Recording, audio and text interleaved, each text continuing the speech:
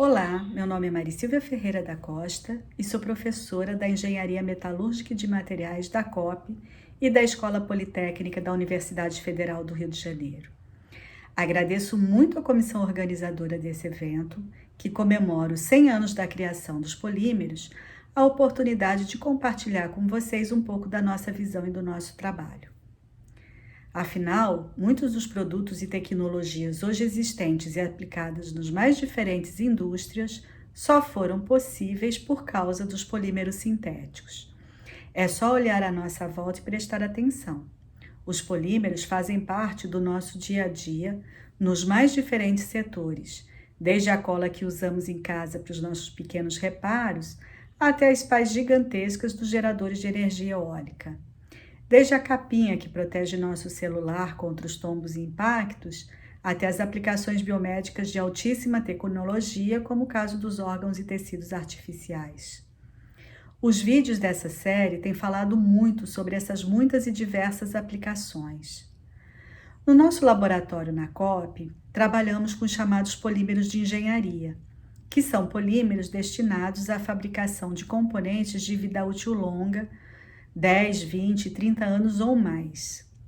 Eles são materiais de elevado custo e densidade se comparado aos polímeros classificados como commodities, que são os mais conhecidos e utilizados, por exemplo, nas embalagens e produtos descartáveis. Pela própria vocação da economia do Estado do Rio de Janeiro, nosso foco tem sido em polímeros utilizados na indústria de petróleo, gás e energia e, mais recentemente, nas indústrias voltadas para a geração de energia de fonte renovável. O papel dos polímeros nessas indústrias é decisivo. Eles são utilizados, por exemplo, como partes cruciais para a estanqueidade das linhas que unem os poços de petróleo no fundo do mar até as unidades flutuantes, por onde os fluidos são transportados, inclusive nos campos do pré-sal, onde a gente está falando em profundidades e pressões bastante elevadas. Eles também protegem estruturas metálicas, minimizando processos corrosivos, são utilizados como aditivos para facilitar o transporte dos fluidos extraídos. Também são utilizados como matriz de materiais compósitos utilizados em pisos e corrimão de plataformas e unidades flutuantes, e também utilizados para reparar materiais metálicos danificados por corrosão, como, por exemplo, em tanques de armazenamento de petróleo, ajudando a recompor a confiabilidade necessária para o funcionamento dessas estruturas.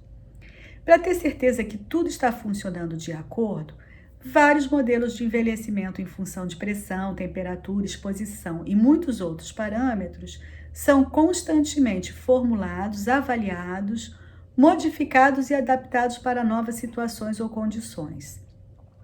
Com esses modelos, a gente vai entendendo como os polímeros vão se modificando ao longo da aplicação e se essas mudanças podem comprometer o desempenho, definindo se o material pode continuar em uso ou não, e no caso, precisa ser substituído para evitar falhas e acidentes. Materiais poliméricos são também essenciais na indústria de geração de energia a partir de fonte renovável. Elas são utilizadas, por exemplo, na fabricação das pás para a geração de energia eólica. Essas pás elas devem ser construídas em um material leve, resistente e que não demande grande manutenção para que a tecnologia seja viável. Seria impossível, por exemplo, construir essas pás em aço, que seriam estruturas muito pesadas e que demandariam constante manutenção. Os polímeros também são utilizados na confecção de painéis solares e na proteção de estruturas utilizadas para a geração de energia por ondas. Isso só para citar alguns dos exemplos e mostrar que os polímeros também são cruciais na produção de energias de fontes renováveis. Mas mesmo esses polímeros mais nobres, eles chegam ao fim de sua vida útil. E aí, o que acontece? Bom, essa parte a gente ainda tem muito o que evoluir. Como são as estruturas onde os polímeros são empregados, em geral, são grandes e pesadas e muitas vezes instaladas em locais de acessibilidade limitada, muitas vezes elas são simplesmente abandonadas no final da sua vida útil.